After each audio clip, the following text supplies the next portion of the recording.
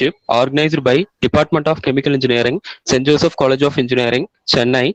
I especially want to welcome our guest as well as our alumni, Dr. Balaji Subbaya, food scientist, University of Wisconsin-Madison, USA, and our department HODs, Dr. R. Bhaskaran sir and Dr. N. Venkatesh sir, and my colleagues and participants from various institutions. To start with, food industry is a complex global collective of diverse business that supplies most of the food consumed by the world's population. Food processing includes the methods and techniques used to transform raw ingredient into food for human consumption. Food processing incorporates cleaning, harvesting, and butchering the component and uses them to produce marketable food product. The role of manufacturing food industry in relation to provision of food encompasses of four main objectives. They are customer satisfaction, safety, providing product information, and maintenance of commercial viability. 7 top trends in food industry of 2020 are plant-based foods, a return to fruit and veggies, emphasis on textures, on-the-go health snacks, guilt-free desserts, sustainable food practices, taste is on hand. Now, our guest will explain about the role and opportunity of chemical engineers in food processing industry and recent trends in food industry.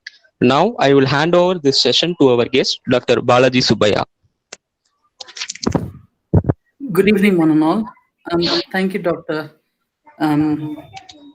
It's a pleasure to present in front of such esteemed guests. It's an honor, and I thank the Department of Chemical Engineering at St. Joseph's College of Engineering to give me an opportunity to present on the latest trends in food industry and entrepreneurship.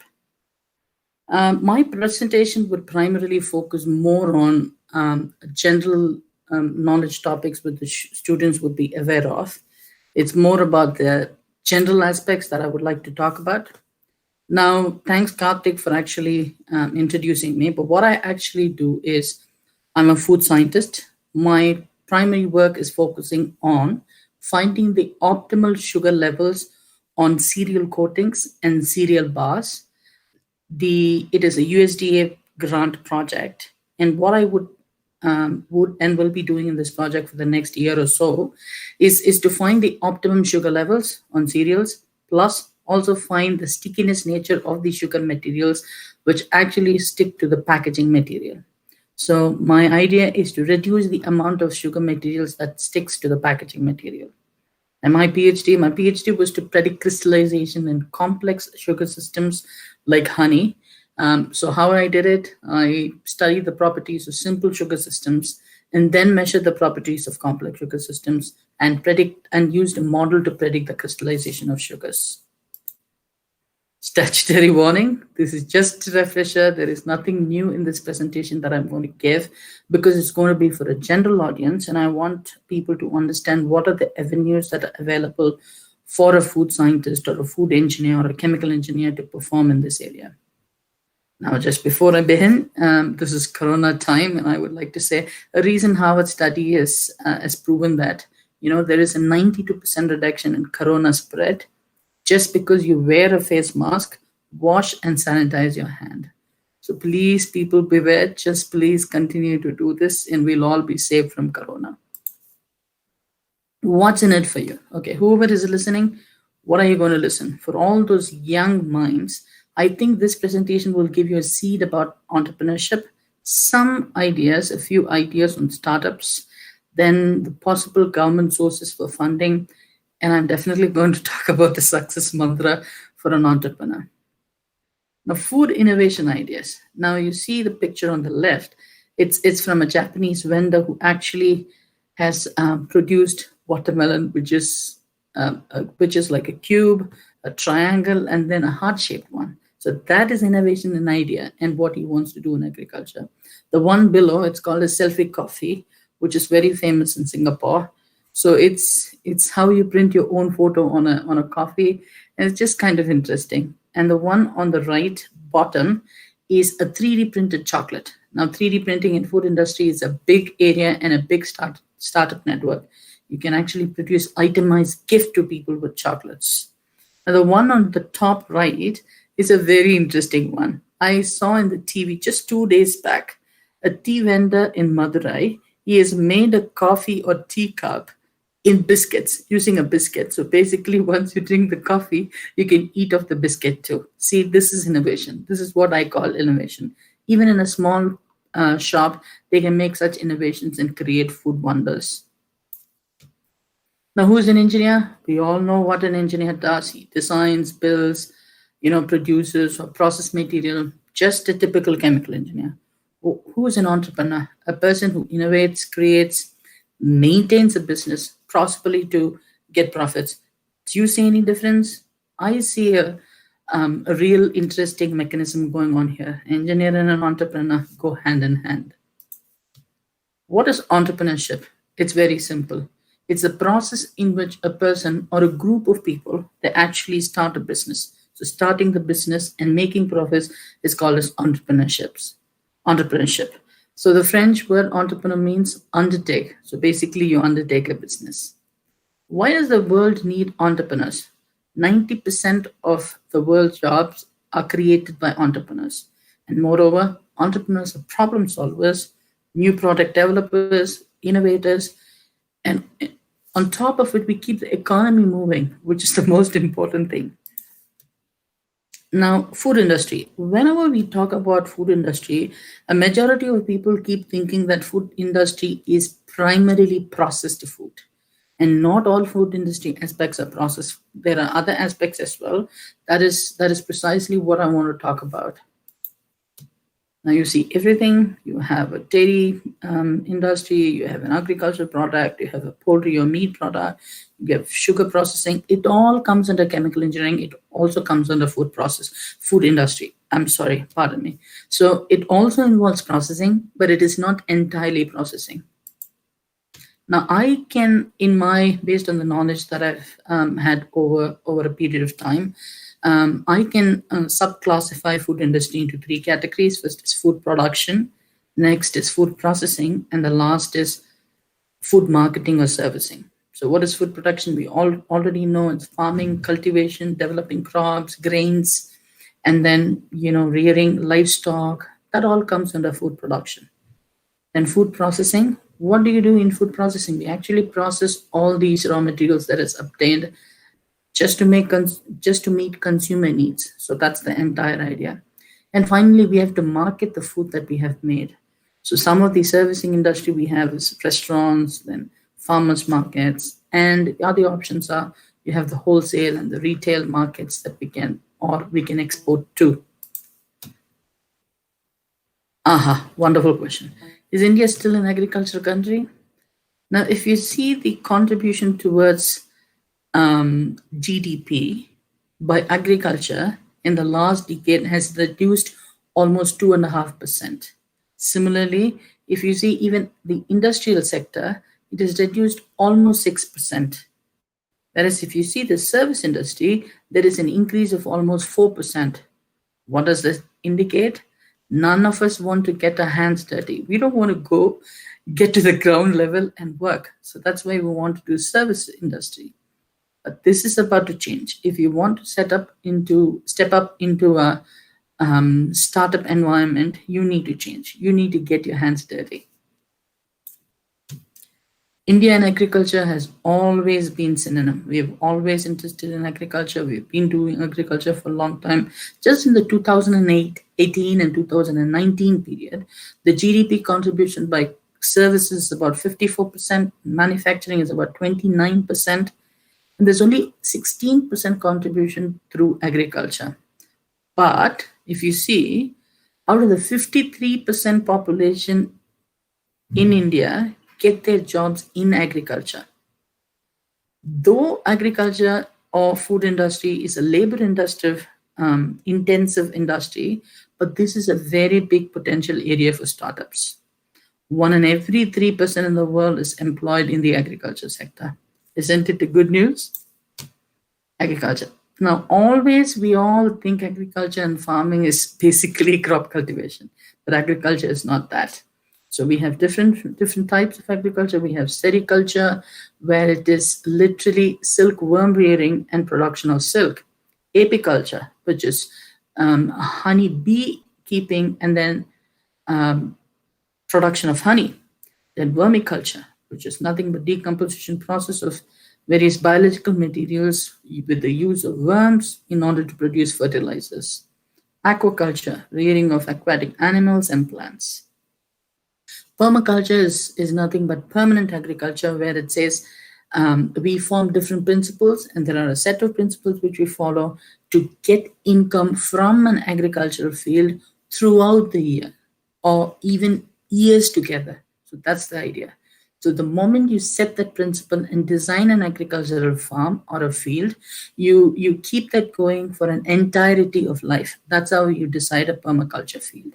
Next comes soil-less agriculture. This is a very important field I want to talk about in the next few slides. But two major components are hydroponics and aquaponics. And the last one is the dairy and livestock rearing. How many of us haven't heard about this? I definitely have heard about it in St. Joseph's College of Engineering. நீ எல்லாம் மாடு மேய்க்க தான் like எல்லாரும் கேட்டிருப்போம். This is the moment everybody does. But that's a potential business area in food industry.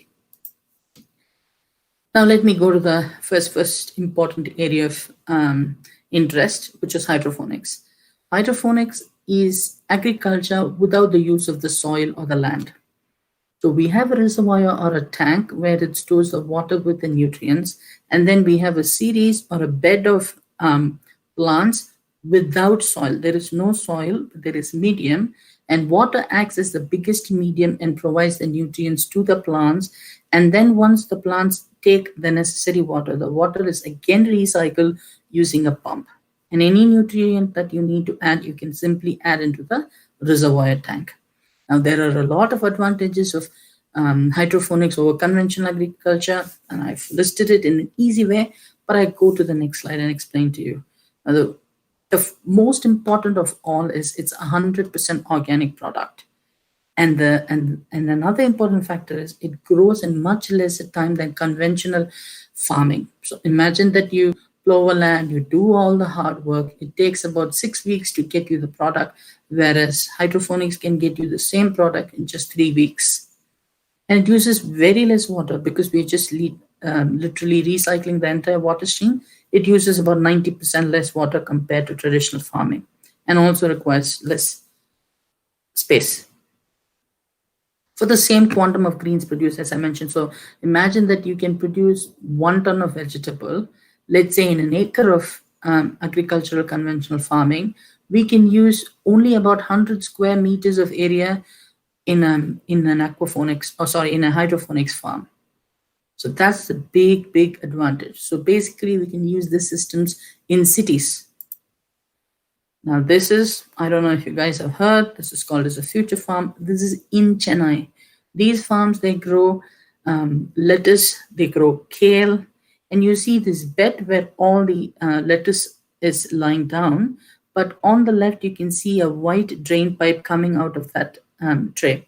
So basically water is circulated through the plants, and it is recycled through the recycle point, going to the reservoir, and then pumped back in. So water is continuously supplied, and this helps the plants to grow. This is another one. This is called vertical farming. It applies the same principle as hydroponics, but it can be grown outside. It can be grown in a, a greenhouse. So it uses LED light as the real source for photosynthesis. This is a very important aspect of agriculture that I would like to discuss, because this is a very big potential startup which can be done in Tamil Nadu, and already people are doing this. Vertical farm is done in Singapore, most of the Western countries like America, Australia, New Zealand, and this is a very good technique that we can use for the future. We can grow anything using hydroponics. There have been techniques that are used to grow even a banana tree using hydroponics techniques. So anything is possible here. The next soil-less agriculture technique is called aquaponics, which is nothing but a combination of aquaculture and hydroponics. So basically you grow fish, and then the fish produces waste. Then this waste mostly comprises of ammonia. We use microorganisms and worms to compost the waste and produce nitrite. This nitrite is converted into nitrate by the microorganisms and supplied as feed or nutrients to the plants. And these plants, after utilizing the fertilizer or nutrients, the water is completely recycled, and then the water is pumped back into the fish tank. So basically, it's a life cycle. So literally, it has zero waste in the system. So it has similar advantages like hydroponics because it's a combination of both. But the other major advantage here is it's basically doubling the income because you can sell the fish to produce to get income. Plus, you can do the farming to get more income too. And the lowest amount of fertilizer that is required. It is completely disease and clean free product that is 100% organic. But there's a big disadvantage. It's the capital cost for these systems are very high. But once the capital cost is set up and you break even, this system is going to produce results and give you profits for maybe 10 years or so once the initial investment is done. Now, these are some YouTube videos which I like students to look at because these are hydroponics and aquaponics farm in Tamil Nadu. This will help you guys to get more knowledge and are really resourceful. These helped me at the initial stages. Now, the next part of agriculture I see in food production is livestock rearing. Now, there's a dairy farm, there's a poultry farm, there's a goat farm. When you're choosing, you always know the dairy farm is the most common, followed by goat farm, and then followed by the poultry. How do you choose? It all depends on you. It depends on the capital cost that you have. It depends on the land availability. It's the ease of business that you can do. Some people don't like the stink from a poultry farm. They like a dairy farm or a goat farm.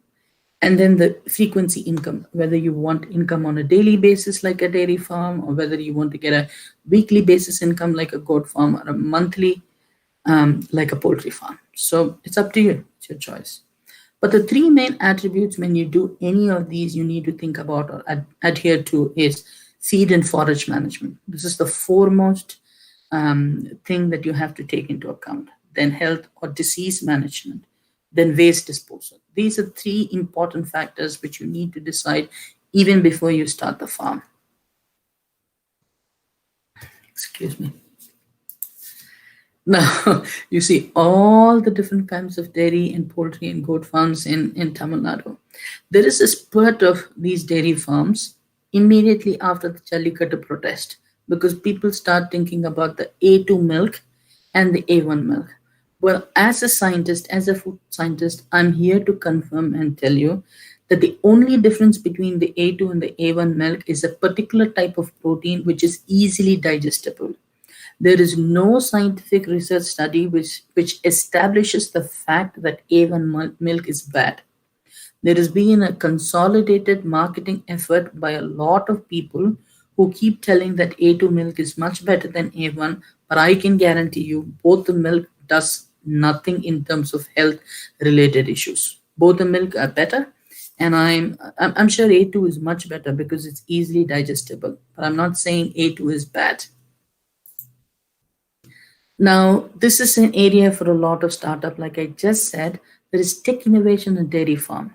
For instance, there are apps developed to tell you when you need to vaccinate your cow, deworm your cow, when you need to do artificial insemination, when the cow gets into heat.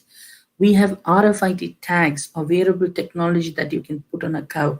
It literally tells you when you need to milk the cow, how long or how many hours does the cow ruminate, how many times that the cow has peed, how many times, how much milk it's produced, how many steps it has taken, where has it grassed, what is its body temperature, what is the pH of the milk. Everything is produced in these systems. So this is a really, really big market for startups. Okay.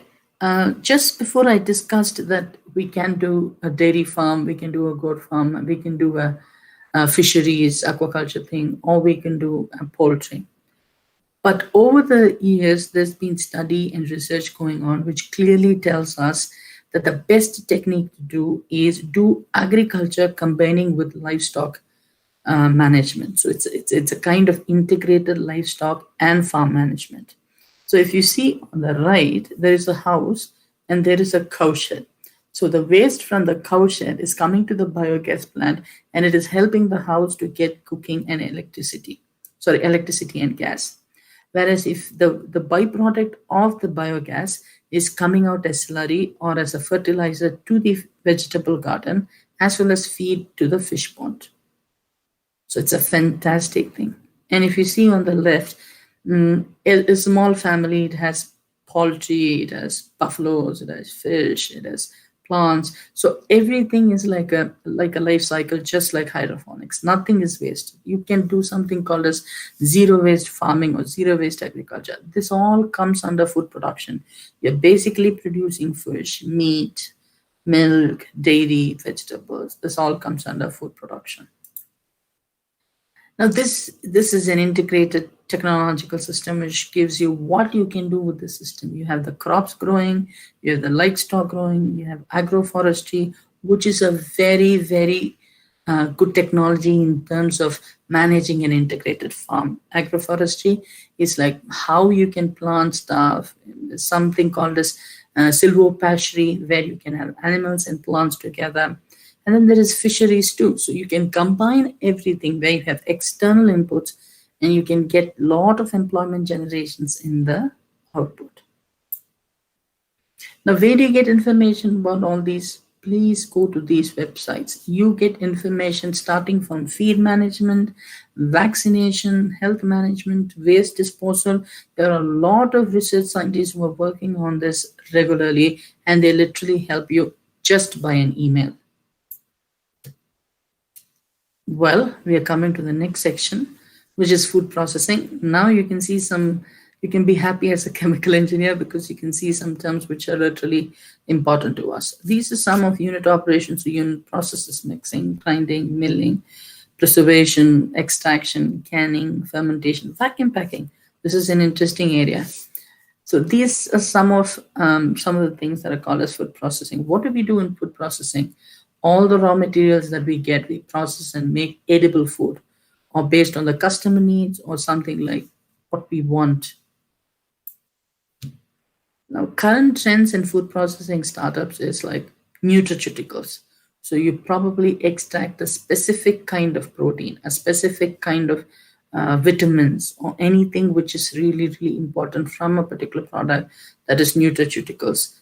One fine example that can be done in India, kurkuran, which is from turmeric. It's a very, very important nutraceutical product. Then we have some functional foods based on what we want.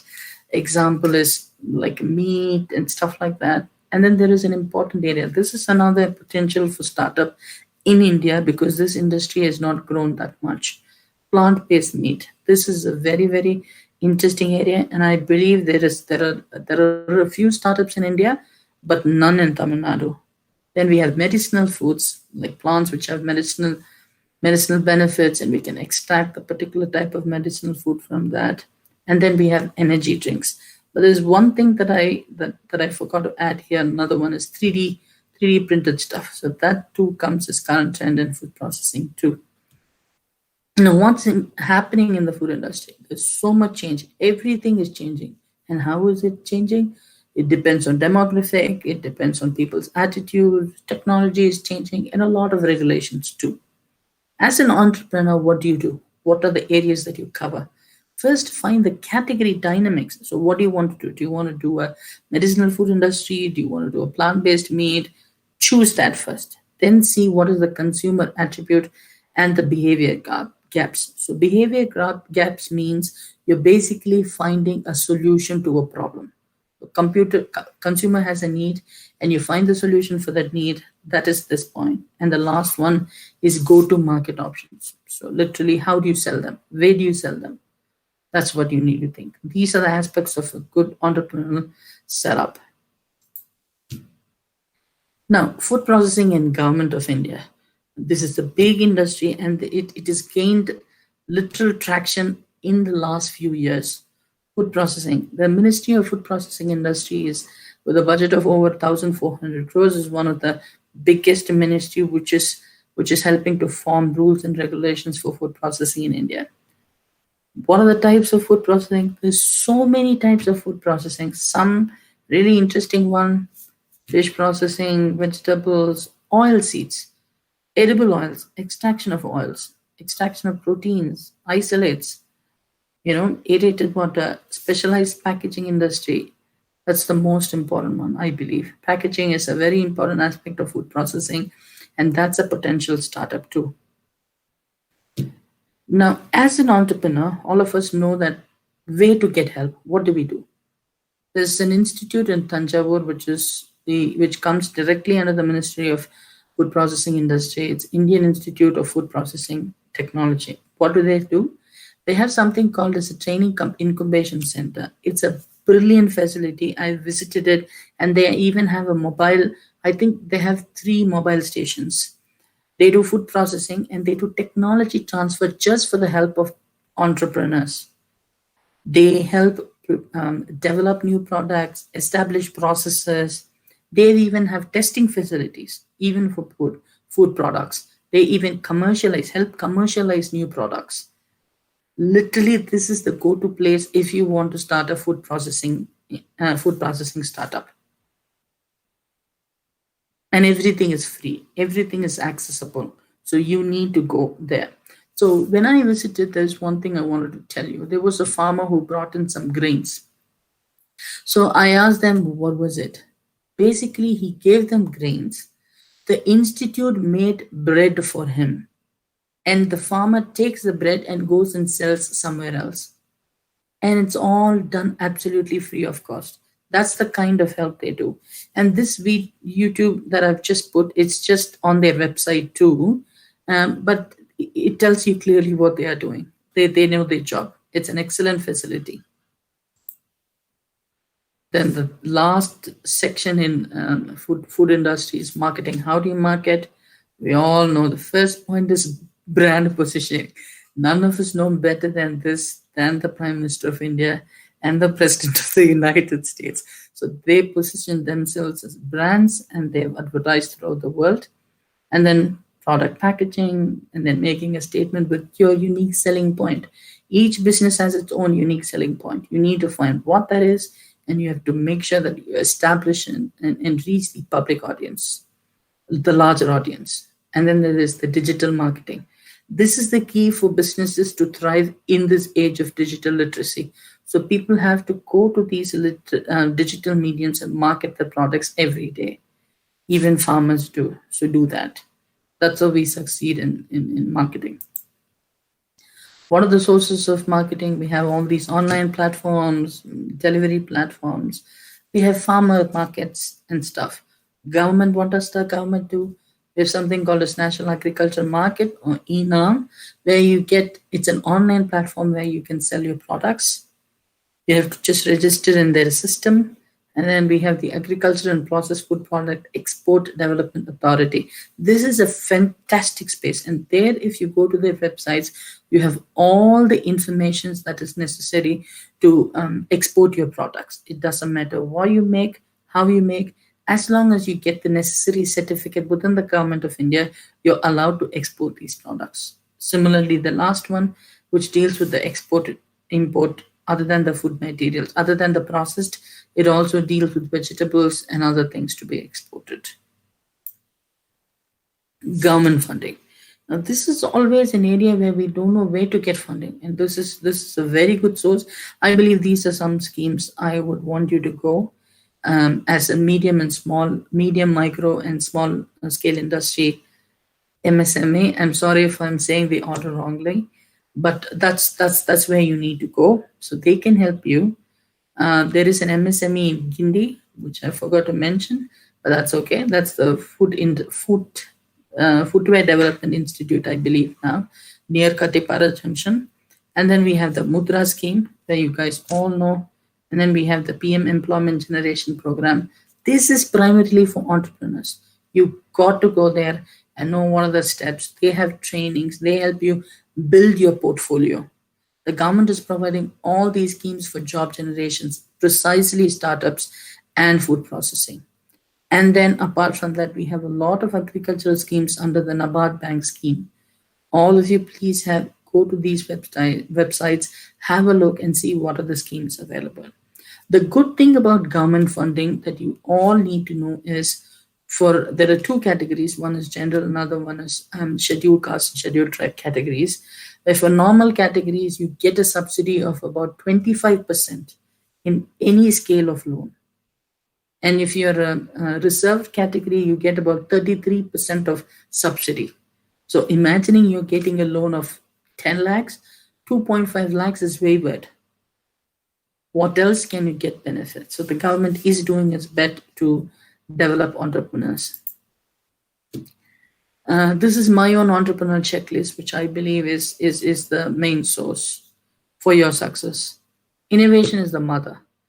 Trust me, anything which is new, just like I showed you the biscuit teacup, this is where you need to think about innovation. And how do you start? Look at a problem and find the solution for the problem. So what was the problem in the tea shop? The ever silver cup or the plastic cup? So he thought about it and he found a product that directly addresses the solution for the problem. Then funding. The best way of getting funding is crowdsourcing or crowdfunding. Now, why is it a good source? This is a place where you market your product. You literally tell people that I can do this, I can achieve this, this is the profit I'll be getting, this is what I'll be giving you back. So that's a very, very good area, good water to test. Next is integrated technology. All these internet-based things, IoT-based stuff, cloud, web computing. And these helps any business to grow. For instance, just like in the dairy, I told you how these IT-enabled services are helping them. And horizontal expansion. This is another important aspect I would like you to see. You manufacture, you sell it on site, you organize tools, you have internet stores, you have adjacent products. So just like we discussed the integrated livestock management, that's precisely what I'm talking about. You have a cow, it gives milk, it gives you cow dung, which happens to be a fertilizer. So basically, you do products just related to all these things. If you're thinking about agriculture and products, think about processing, think about marketing these things by yourself. So you basically form a cycle, and that literally produces as much profit as possible. The next one is financial management.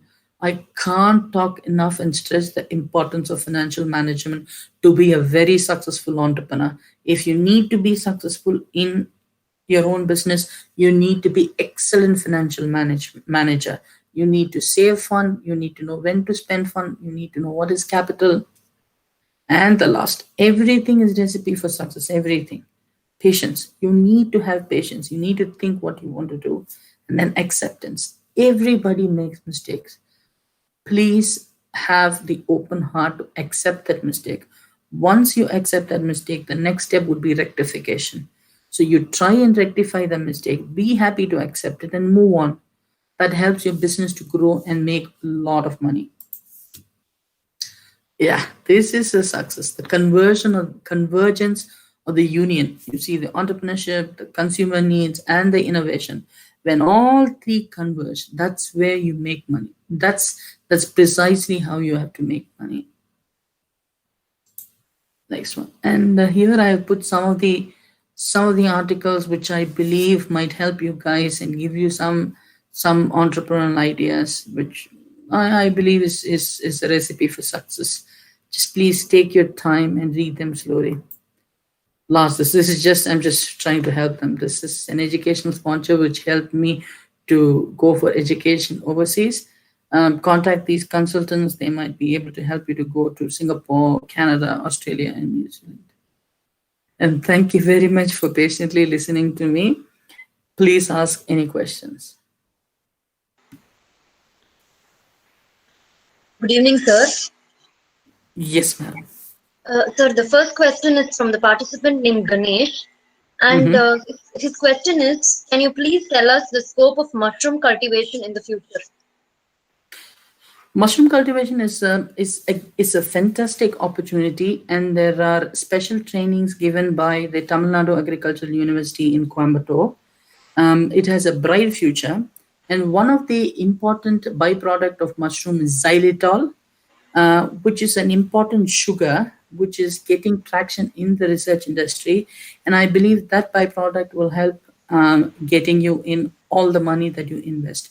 But the only negative I would like to advise you or let you know is the capital cost for mushrooms maintenance. The temperature in some place like Tamil Nadu is going to be very difficult. The temperature is high. So you need to make sure that you can provide proper temperature and humidity for mushrooms to grow. Sir, and the next question is, how expensive is aquaponics and can it be commercialized? Sorry, madam, I didn't get the question. How expensive is Expensive. aquaponics? Expensive Okay. is aquaponics and can Yeah. it be Okay. commercialized? Aquaponics can be absolutely commercialized. The one part of aquaponics, like I said, is aquaculture, and an Israeli technology which is getting hold in the industry is called biofloc fishing, where you have big tanks, and in each tank you have a specific density of fish that can be grown, and there is a lot of flock that is developed in these tanks, and these flock help the fish to grow faster. So imagine that you have 5 units. So 5 tanks are considered to be 1 unit, and government is providing 75%, 25 to 75% subsidy for all these biofloc fish farmers. And when you combine this with hydroponics, we get aquaponics. And the capital cost for a system like this, you can easily set up the system with less than 5 lakhs to 10 lakhs. And I'm thinking that is a very decent capital to start a business. And it is definitely going to change the way we start eating fish. That's true, madam. Yeah, okay, sir. So then the next question is from the participant named Aditya, and he wants to know whether red soil is suitable for fruit cultivation. For fruit cultivation, red Red soil soil is is suitable. sorry, madam. Yeah, His question is, he wants to know whether red soil is suitable for fruit cultivation. absolutely. Red soil is like a gold mine, madam. Red soil can grow every single crop. It doesn't matter whether it's fruits or vegetables or anything. Red soil, it is like gold mine, just like I said. You can grow anything in red soil. Sir, and the next question is from the participant named Vishal, and he just wants to know if there is any example in plant-based meat food. Yes, there are a lot of examples. And Vishal, this industry is big, okay? Now, one of the recent trends in that is jackfruit.